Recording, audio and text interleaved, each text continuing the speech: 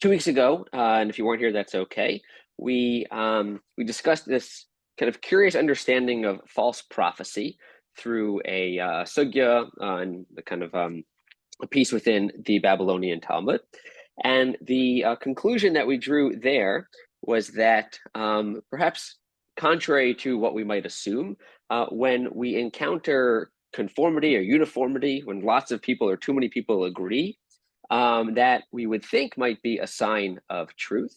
But in the context of prophecy, actually, we learn that while multiple prophets receive kind of a similar vision from God, no two prophets will ever speak in the same words.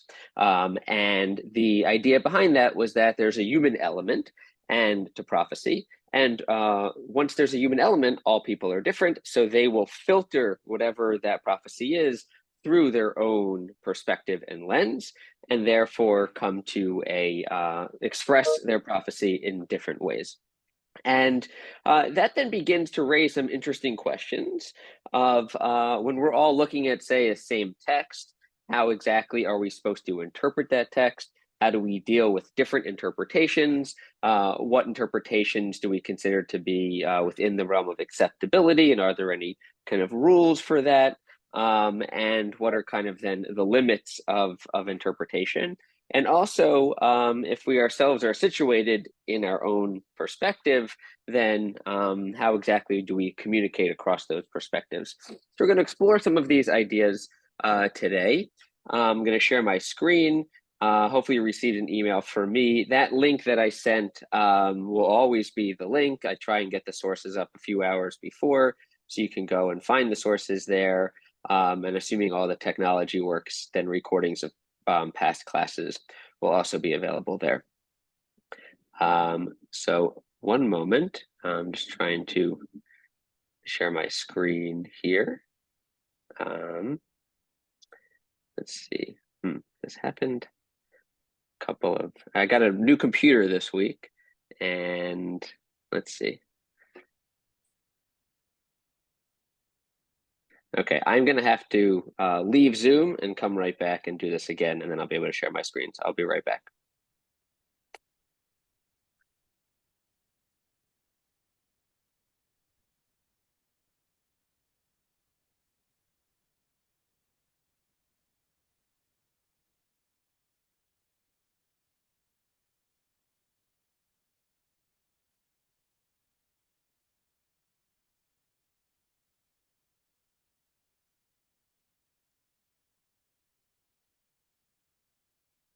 Okay, so hopefully now this will work. I apologize for that.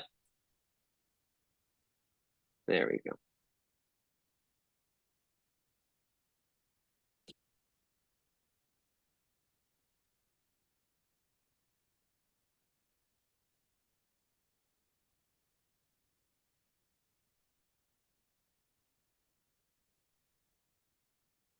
Great.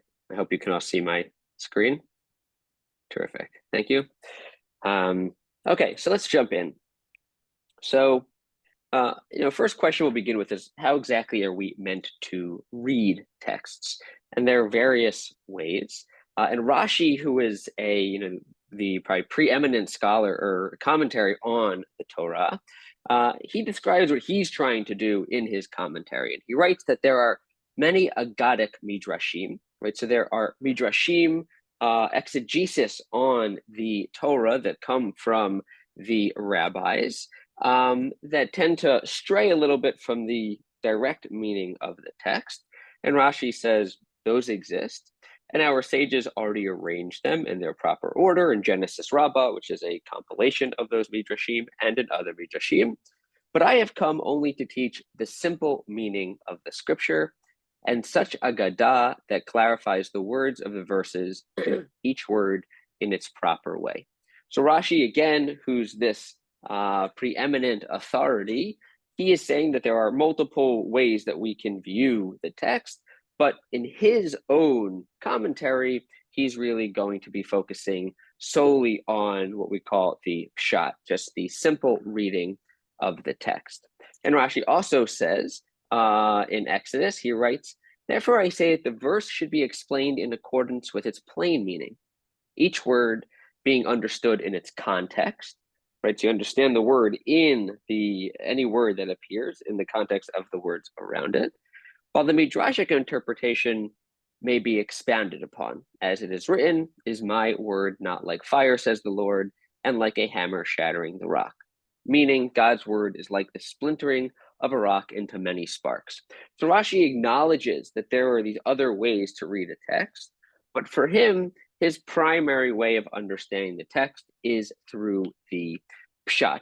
Now, what's interesting is that anyone who has read a fair amount of Rashi will know that he actually brings in many, many midrashim, and many of the midrashim actually are not so obviously directly related to the pshat, or obviously the pshat. And as a result, I think this begins to kind of raise already some interesting questions of, even when someone says they're reading the simple reading of the text, where exactly the line between that and something which is takes a little more license and interpretation, where exactly that line exists is very far from obvious. Now, Ibn Ezra, who's another major commentary, a Spanish commentary, I think in the 12th century, he tries to lay out a little bit of how when we might try and read the most direct, simple reading of the text, and when we're going to think more broadly than that. And he says the following. He says, our sages taught that Isaac, Yitzchak, was 37 years old when he was bound upon the altar. So there seems to be a tradition, a midrashic tradition, that Yitzchak was 37. And so Ibn Ezra doesn't believe that that really makes sense in this direct reading of the story itself. He continues, if this represents an accepted tradition, we accept it. So already we're seeing one rule for interpretation, which is that if this is part of the tradition that we inherit, we just have to kind of accept that that tradition. Now that already becomes interesting, because if we think about the bounds of acceptable interpretation, we're seeing here that what we receive from previous generations helps to shape how we read a text. According to reason, however, Ibn Ezra continues, it seems improbable. For if so, meaning if Yitzchak were 37, it is proper that Yitzchak's righteousness should be apparent, and his reward should be double that of his father, for he gives himself willingly to be slaughtered. Right? When we read the story, Abraham is really the protagonist there. And many of us may wonder sort of what Yitzchak is thinking, and he's fairly of a background character in some ways, fairly passive. But for Ibn Ezra, if Yitzchak were 37 and prepared to sacrifice himself, then in many ways, he should be the center of that story. That might be a bigger sacrifice than his father being prepared to slaughter him. I don't actually know how one would judge those two things, but I still think his general point is accurate, which is this would be an adult man being prepared to give over his own life for the command of God. And that should be something that should receive a bit more focus and attention. But the text says nothing about this act of supreme religious devotion by Yitzchak. It seems reasonable, therefore, I think he's concluding, that he was close to the age of 13, and his father forced him and bound him against his will. Right? That's another point she doesn't highlight here, but if Yitzchak were 37 and sort of more in the prime of his physical life, then he could more easily fight his father. Or if he weren't, then it would seem as if he is going along at his own will and agency to be part of this moment. But instead, since we don't find that, Ibn Ezra believes that kind of the pshat of the text is that Yitzchak was in fact younger, such that his father could subdue him. This is also evidenced in the fact that his father did this in secret, the object of their journey, right? He hid that from him. If you recall, right, as he says here, God will provide himself a lamb, for he told him, you yourself will be, for if he told him you yourself would be the sacrifice, he probably would have fled. Right, meaning that in the narrative itself, Abraham doesn't tell Yitzchak what he's doing. And had he done so, he probably would have run away. And so overall, I think for Ibn Ezra, the narrative itself is conveying this notion of Yitzchak being fairly passive, which means that because Abraham doesn't inform him what he's going to be doing, which means that when they actually get to the moment of slaughter, he believes that Abraham is physically overwhelming Yitzchak, and therefore Yitzchak can't be 37 years old. So the general point here, though, is that for Ibn Ezra, he seems to kind of say we can take the cues from the text itself to understand elements that might not be there. And this is kind of a pshat reading. And therefore, from the pshat of the text, we would assume that Yitzchak is younger. Nevertheless, he says we have to make an exception when we have a received tradition. When we have a received tradition, then we will actually stray from the simple reading of the text itself. Now, Saadia Gaon, who was one of the Gaonim in, I think, 10th, 11th century Iraq, the Gaonim were the leaders of the Jewish community then. And so he actually lays out a few core principles of when we may take a reading of the text that isn't just obviously the pshat. And he writes, every statement in the Bible is to be understood in its literal sense, except for those that cannot be so construed for one of the following 4 reasons. It may, for example, either be rejected by the observation of the senses. So this seems to be a certain kind of empirical truth that we learn that seems to clash with the Torah itself, or else the literal sense may be negated by reason, so rational.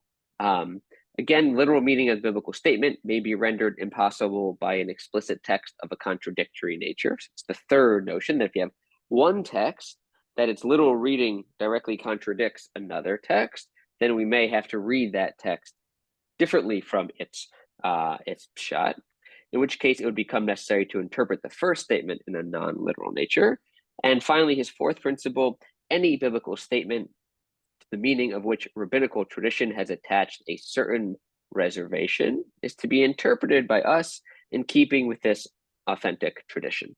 So once again, now Saadia Gaon seems to be echoing Ibn Ezra to say that if we have a received tradition that contradicts the literal meaning of a text, then we don't read it literally. So again, he has 4 general rules, which is we read a text according to its literal sense. And again, that itself is not an obviously understood, and that's part of what we're going to get into in a little bit. But we read it according to its literal sense unless it somehow clashes in one of 4 different ways with another way of knowing, and then we have to reread that text. And so those are, again, the empirical clashes with something that we know from our senses, from immediate experience that can't be true, or something rationally through reason that isn't accurate, or there's a contradiction with another verse, or it goes against rabbinic tradition, right? So some major kind of texts where this comes up might be, for instance, where there's a talking donkey, right, in the story of Bilam, and there we might say we know from our empirical sort of knowledge that donkeys don't talk. And yes, I guess one could say that maybe there were donkeys that talked, or this were something that was miraculous. But lots of traditional commentaries, including Rambam, understand it differently and therefore read it in a non-literal way. This also comes up where there seems to be certain clashes between scientific understanding and the pshat. So just the very opening verses of the Bible and how in the story of creation doesn't seem to jibe with scientific understanding, which again is empirical. And therefore, according to Saadia Gaon, those texts might therefore need to be read non-literally. And I think Rabbi Jonathan Sacks, in fact, uses Saadia Gaon to, in his own understanding of why we don't read those biblical verses in Genesis to be literal. And we can think of some others as well. Another fascinating one actually comes from Maimonides, which has to do with the age of the universe. And he says that he doesn't buy Aristotle's understanding that the universe was eternal. But he says if he did, meaning if he accepted Aristotle's philosophical proof for the universe being eternal, that he would have reread the opening verses of Genesis differently to understand them more metaphorically, such that they could there would be no contradiction between them and the eternality of the universe. So again, for Rambam, in that case, for Maimonides, similar to what I think Saadia Gaon is laying out in a broad framework, the rational gets primacy in a certain way. We have to assimilate the literal reading of a text, or we have to assimilate the text to a rational understanding. Now, this is already, I think, an interesting general set of points, which is we see some of these ideas of how we may read something non-literally and take other forms of interpretation. But one of the ways in which I think we need to consider how we're going to read a text is the context of the text, meaning the rules that Saadia Gaon lays out, I don't think are so firm. When we're going to view something as being contradictory to something which we view as rational or empirical is dynamic. It's going to change over time. And that also the way we're going to read the text may also be influenced by how we understand what the text is trying to do, almost the genre of which we believe the text falls into. And this, I think, is stated in a somewhat long-winded way, but I think it's important to read from Mazan Yadin, who's a professor of Jewish studies and rabbinics at Rutgers. And I think he explains some of this, which I think can be helpful. And he says, consider the phrase politics dressed up as law, which was the headline of an op-ed essay that appeared in the New York Times on August 24th of 1998. Okay, so you see that phrase, politics dressed up as law. And we're trying to understand what do these words mean? He writes, the informed reader recognizes this phrase as an op-ed headline because it appears in a large font on the recto of the last page of the first section of the newspaper, the page that carries the op-ed banner. There are other indications as well. The brief statement of the author's occupation and qualifications at the bottom of the column, absent from articles written by reporters. The more personal tone of the essay, perhaps an adjacent essay arguing the opposite view, and so forth. The op-ed essay is a journalistic genre. It obeys a set of conventions that distinguish it from the texts and the newspaper, news stories, stock quotes, obituaries, advertisements, and so on, each of which has its own conventions. The competent newspaper reader recognizes these conventions, identifies this text as an op-ed piece, and interprets its headline accordingly. Recognizing this phrase as an op-ed headline still allows for different interpretive responses. One reader may wonder which political events are dressed up as law. Another might surmise the events in question, but wonder about the author's views, while a third reader may question how the position expressed in the headline compared with an op-ed piece in, say, the Washington Post. But while different, these interpretations are all determined by the reader's implicit understanding of the institution of the journalistic op-ed piece. Okay, I just want to read that line again. While different, these interpretations are all determined by the reader's implicit understanding of the institution of the journalistic op-ed piece. He continues, if the same phrase, politics dressed up as law, were encountered at the center of an otherwise empty page in a poetry journal, the reader would reasonably assume it is a poem and subject to very different types of interpretation.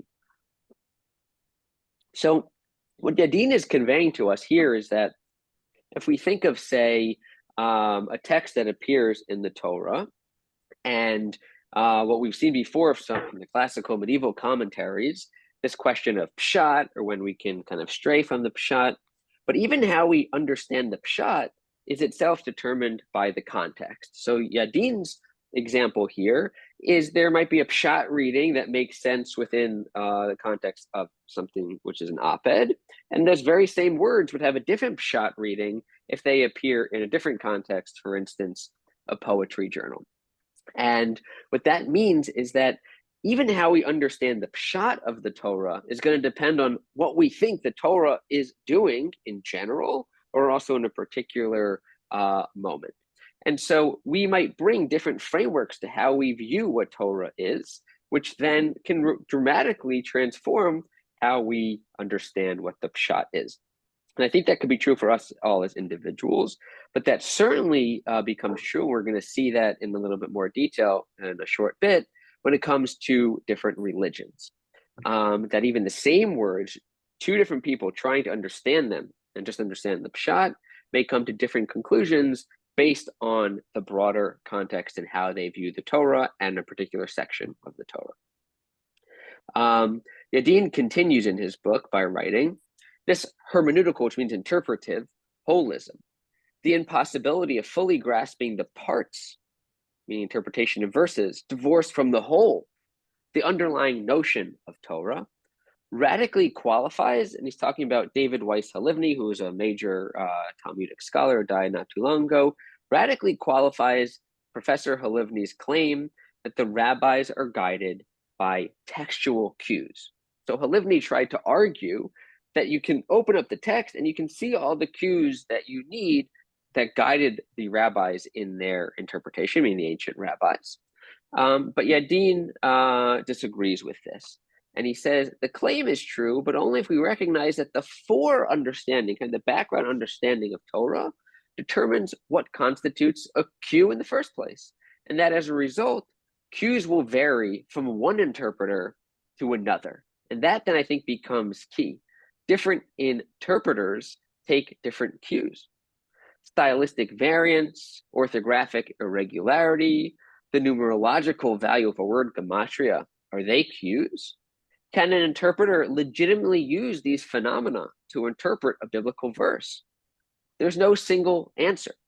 Any textual characteristic may or may not be a cue, depending on the interpreter's understanding of the Torah, the Hebrew language, the nature of divine speech, and so forth. Right? And so what I think Yadin is really highlighting here is that there's so much that we bring to a text. There's a lot of assumptions. There may be different principles of faith that we bring. And each of those actually helps to shape what we view as what he calls these cues, which very much help to shape what the pshat is. And so I think what we are seeing here in Yadin is this notion of a certain kind of context, which is in a very broad sense, the context of what we bring to a text, which help shape our own interpretation of the text. Another specific form of context, which is more internal to the text itself, is explored by Professor Moshe Halbertal. He's a law professor, but has written a lot on Jewish studies.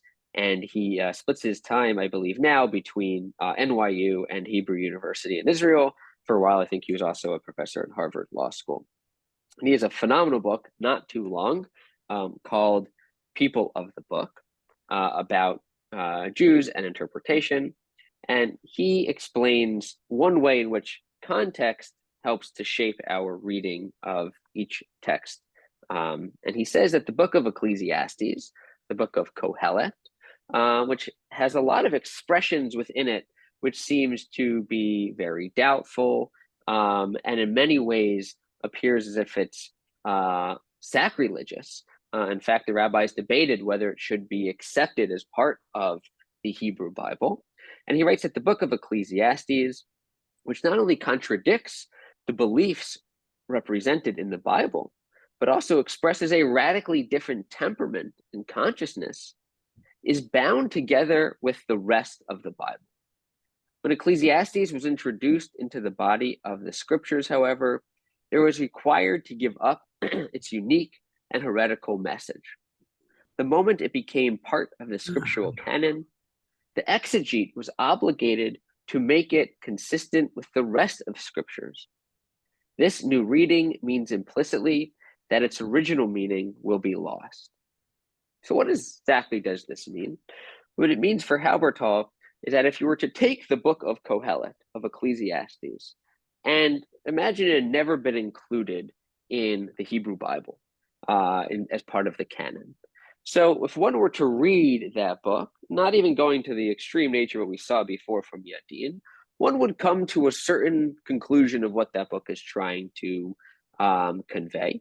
And they would read even certain parts, chapters, verses in one way based on just reading that book on its own. But once it gets included into the canon of Tanakh, of the rest of the Hebrew Bible, well, now you can't just read that book divorced from the other books of Tanakh. Anything which might seem somewhat radical in Kohelet now has to be understood and perhaps interpreted or reinterpreted to better cohere with the rest of Tanakh.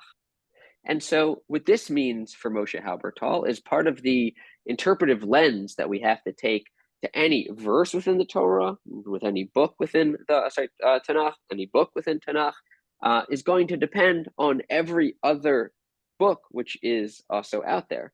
And we want to do our best to harmonize those things. So our interpretive lens is somewhat shaped by the context of the canon of the Tanakh, and you could also argue of Jewish literature more broadly.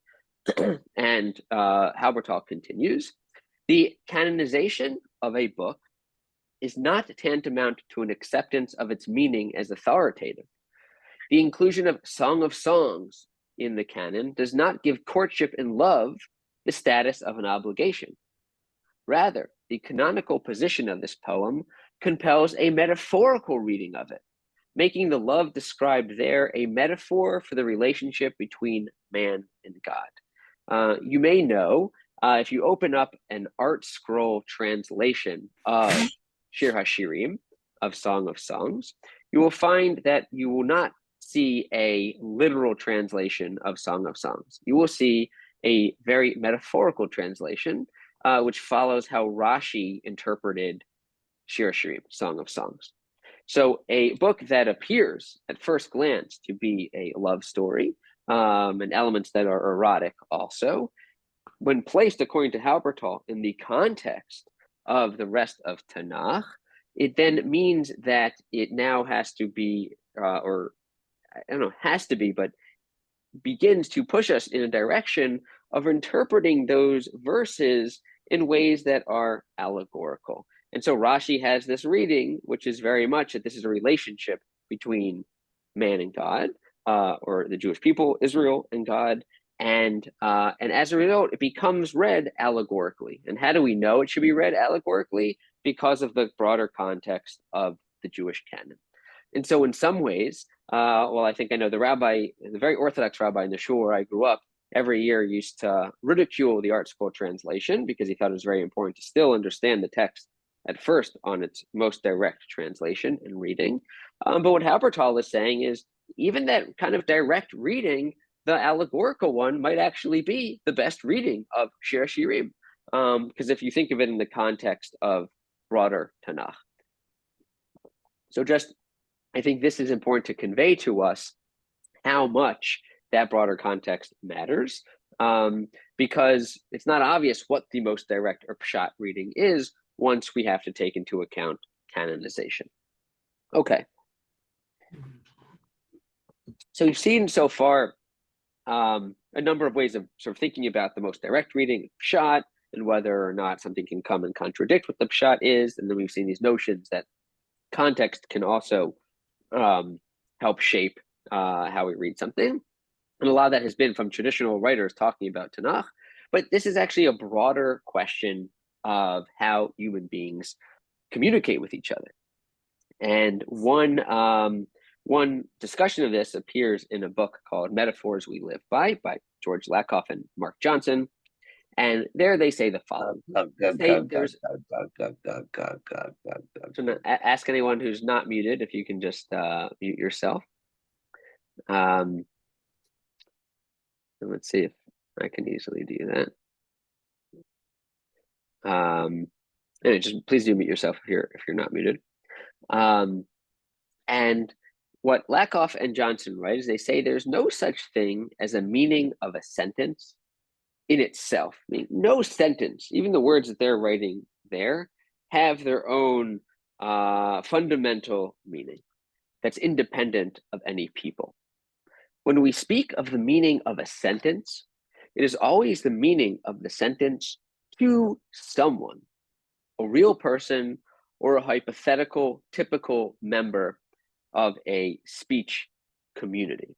And I think this is really important because once we say that there's no inherent objective meaning to any phrase, word, sentence, it's dependent on people. And as they say, therefore, it's dependent on a community of people. And once that's the case, that further opens up these questions of sort of different speech communities and how they might understand things differently. And also to what we've seen and discussed a little bit already, to the interpretive lens of the individual or of the community. And so that leads to different perspectives, which in some ways is what we talked about in our last class. We read text, we understand text differently, we see and encounter the world differently, but also then raises difficult questions of, is it possible to communicate across these different speech communities or even individuals who understand texts differently? And that, I think, gets to a really intriguing idea that has been discussed by Professor Jon Levenson. Some of you may know Professor Levenson. He's been a professor at the Harvard Divinity School for many years. He may be emeritus now, but I'm pretty sure he still teaches. Wonderful sense of humor, a real brilliant scholar. And I first heard years ago, before I came to Harvard, I had some friends who were at the Divinity School and studying with him. And one of my friends who actually worked a lot in interfaith work, and he still does that professionally now, a lot of Muslim-Jewish dialogue, he said that Professor Levenson used to really critique this notion of Abrahamic faiths, right? We often try and find between Jews, Christians, and Muslims a sense of dialogue that can be built on the fact that we're all come from this Abrahamic faith. We all are descendants theologically or religiously from Abraham, and therefore that can allow us to have some sense of commonality and therefore dialogue and hopefully some elements of overcoming religious discord by finding that commonality. And Professor Levenson really doesn't like that idea. And a lot of this has to do with what we've been talking about, which is these different speech communities and interpretations of texts through different communal lenses. And here's what Levenson writes. He eventually wrote these ideas down in an article in the Jewish Review of Books. And he says, it should come as no surprise that nowadays many find in Abraham a focus of Jewish-Christian commonality. That Abraham, or Ibrahim in Arabic, is a person of high importance in the Quran, and the continuing Muslim tradition adds to his luster as a figure on whom those who seek peace and intercommunal reconciliation can focus. Right? We have all these things that divide us, but at least we share this character of forefather Abraham. Levenson continues, if we compare Abraham as he is presented in Genesis with the figure of the same name as he is reinterpreted in post-biblical Jewish sources, it is not at all clear that Jews and Christians are talking about the same figure. So we'll get into some detail of this in a moment, but just to understand what Levenson is saying is we believe that we're talking about the same Abraham, and therefore we have this common important religious figure in our traditions. But what Levenson is arguing is, while we may be using the same term, the same name, Abraham, as Abraham is understood in different sources, Christian and Jewish, he actually becomes a different figure, as if he had a different name altogether. And he use one text in Genesis to try and make his point. He writes, this has to do with Avraham when he's being called by God in Parshat Lech Lecha, where we read, the Lord said to Abram, he wasn't Avraham yet, didn't have the hay, go forth from your native land, from your king group, from your father's house, to the land that I will show you. I will make of you a great nation, and I will bless you. I will make your name great, and you shall be a blessing. I will bless those who bless you, and curse him that curses you. And all the families of the earth shall bless themselves by you. Rashi explains what this last verse there means. All the families of the earth shall bless themselves by you. Rashi says, and remember, Rashi, a key rabbinic commentary. So this is a Jewish understanding of this text. A man says to his son, "May you be like Abraham." And this is so in every case of the words shall bless themselves by you in the Bible. And here's the proof.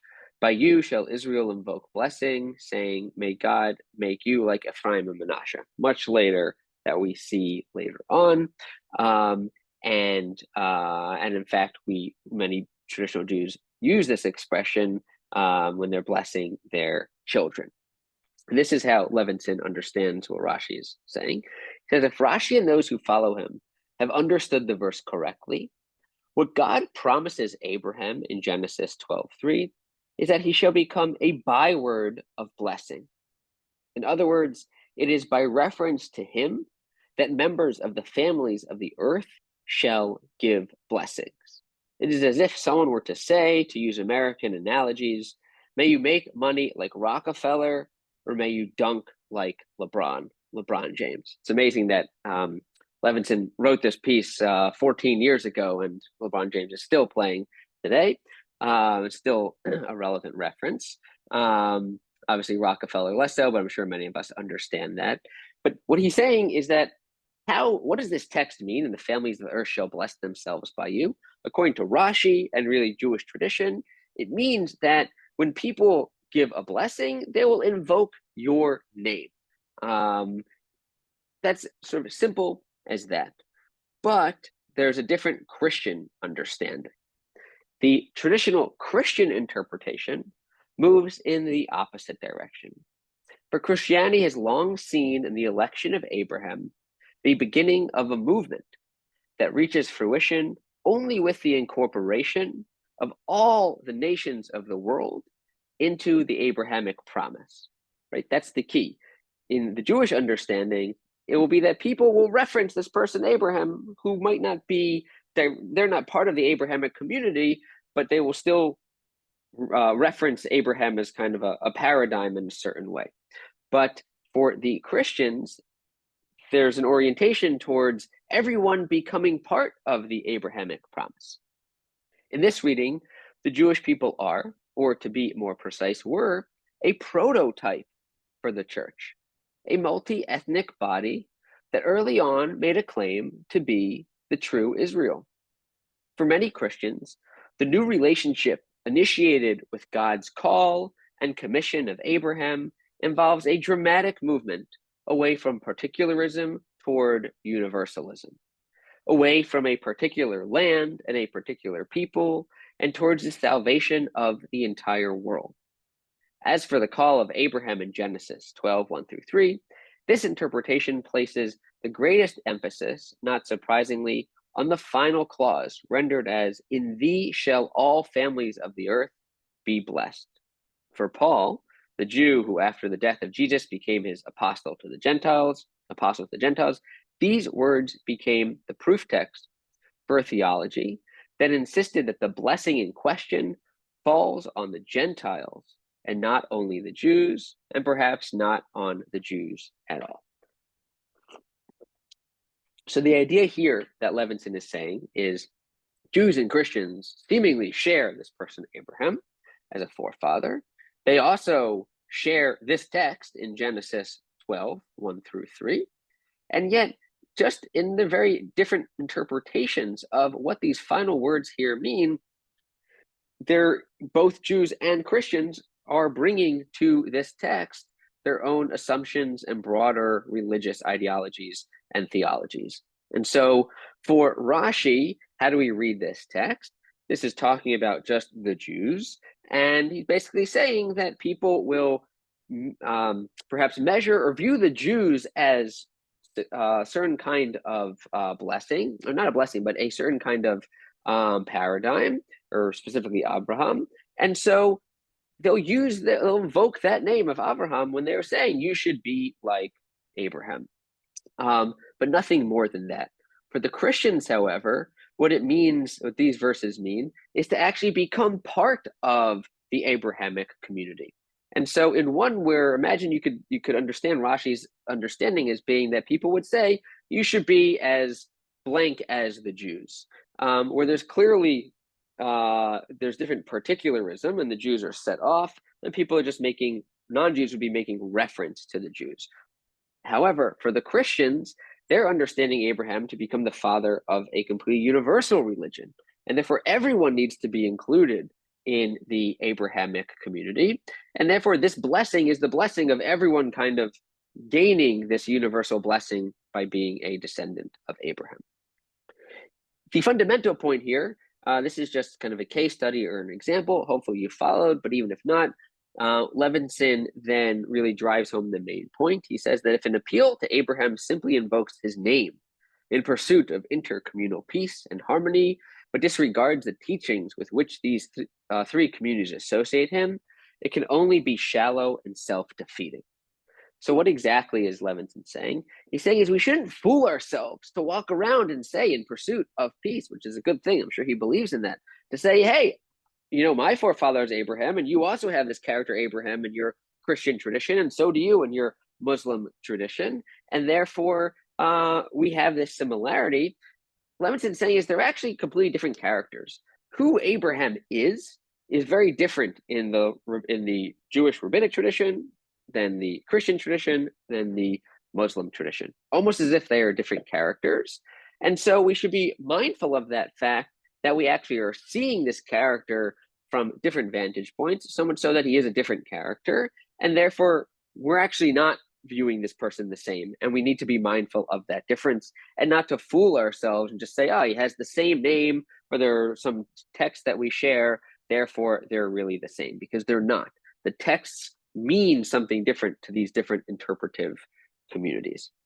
And what I think Levinson is really highlighting here is, you know, does become the limits of dialogue across different religious communities. Because even when you're using the same name, the same term, even when you're referencing the same psukim, the same verses, the same text, because of all the associations that we bring to those texts, we're actually not referring to the same thing.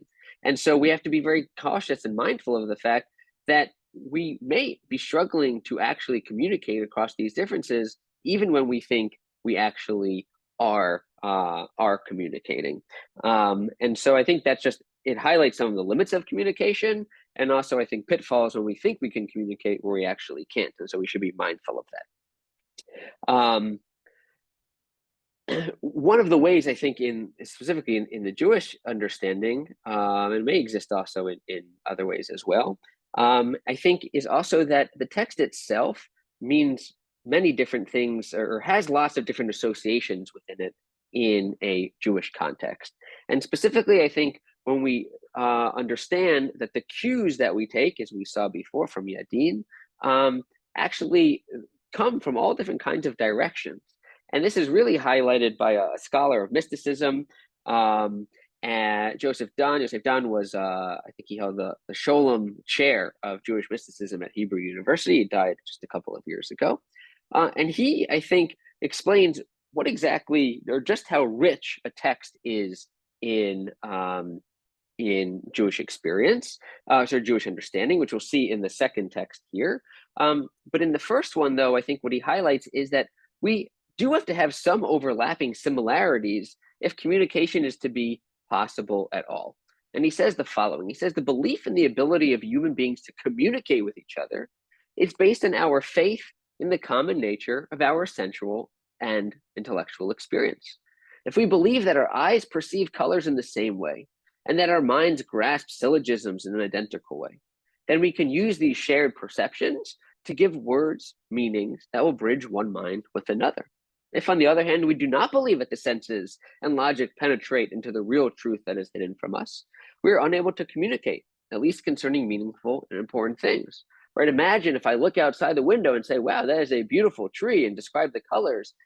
I have to have faith that you understand what I mean when I use the word tree, when I use the word red or green, or even word beautiful. And so what Don is saying here is that for communication to be possible at all, There has to be an assumption of shared understanding and shared experiences. But those experiences are very robust and deep, as he highlights here. He says, in the Jewish understanding of text, he writes, when God said, Yehi or, there shall be light, he did not only convey the message, let there be light.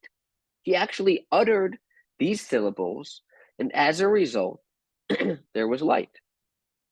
God's utterance was not a semantic one. There were no people. Nobody could be listening. It could not be an order because there was no one to carry out the order.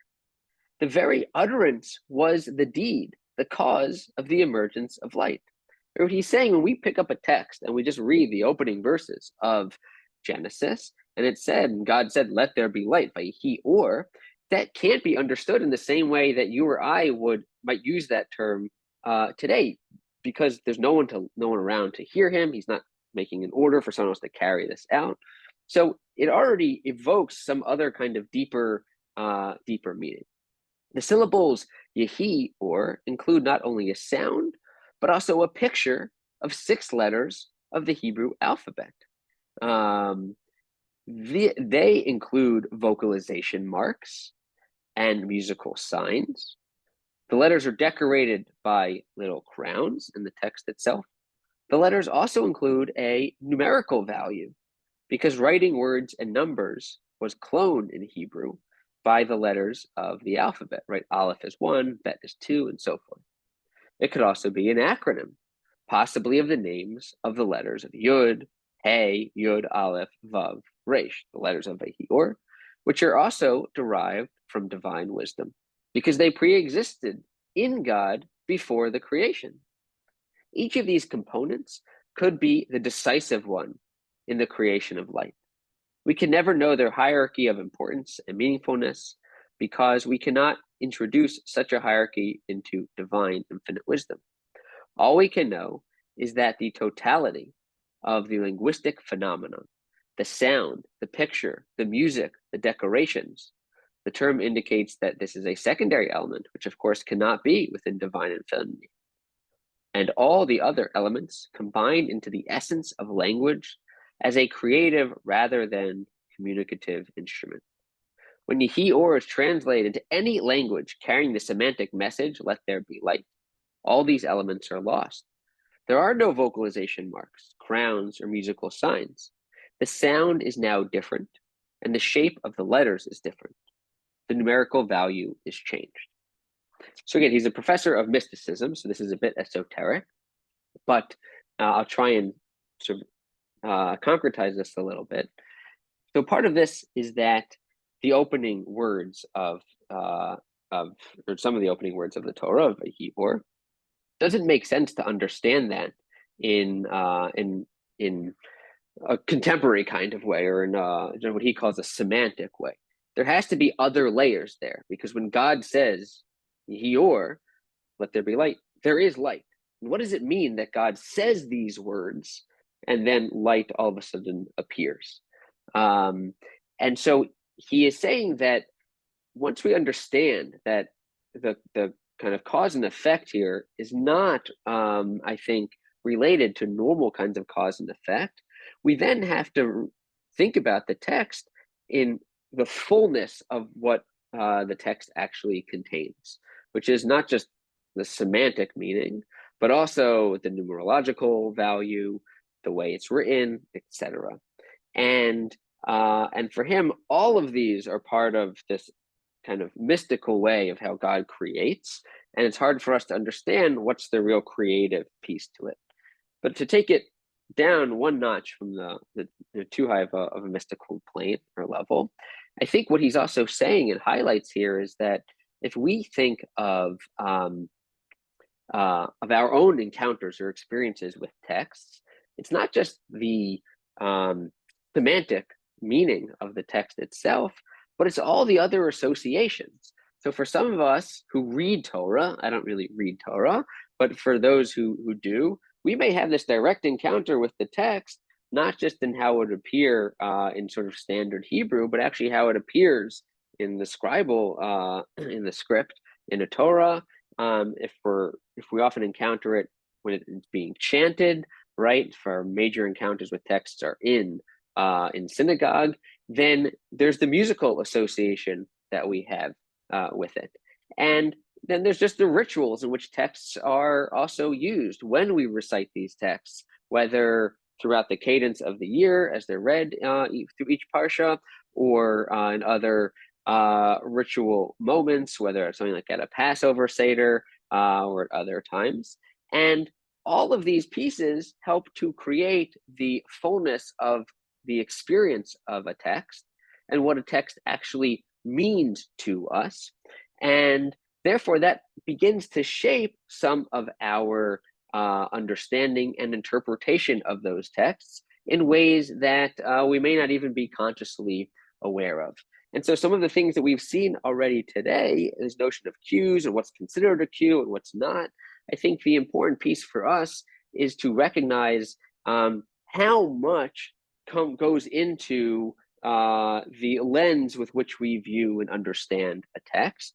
And that then creates potentially some challenges in dialogue across difference, but also I think creates kind of the richness of similarity when we are in a community of people who read texts and have a lot of the same shared associations, right? So beyond just the semantic, if you're talking to someone who, again, say goes to a Passover Seder every year, so there are certain texts within Exodus that we might encounter that because of those shared associations, there may be ways that we actually can more deeply talk to someone about that text, and we have greater levels of resonance that allow a kind of depth and richness of dialogue that we can have.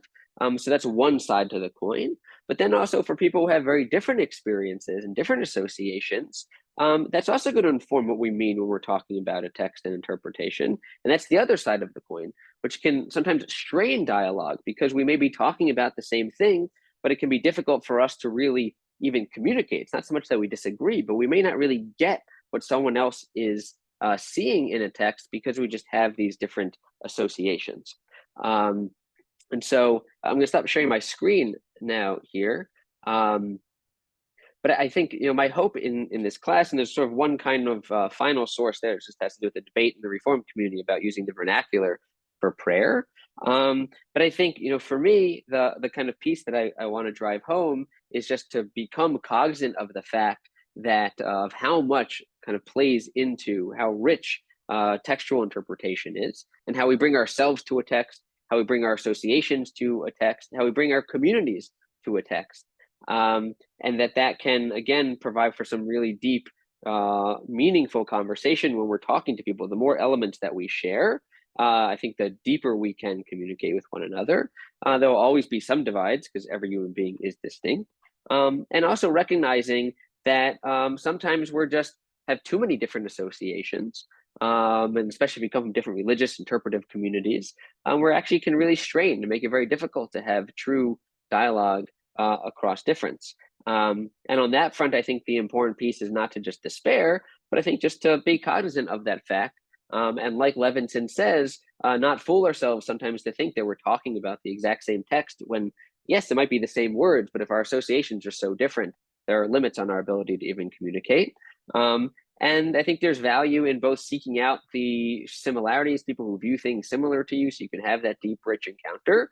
And then there's also, I think, value in even when you can't truly communicate with someone to still finding ways to live with them. And that's also part of, I think, interfaith dialogue is not just to think that we see things exactly the same or we have certain similarities and shared overlap, but actually that even within difference, we can find ways to live and to build some kind of relationship and community. And that will be our class next week. It's going to be a conversation on, I'll be looking at a particular Talmudic text, debate between Hillel and Shammai, and how even though they came to quite dramatically different conclusions in a legal sense, they still found ways to live with each other and build community even across that difference. So I know it's about 3 minutes till 5, but if there are any comments or questions, I'm happy to take those. I'm going to stop the recording though.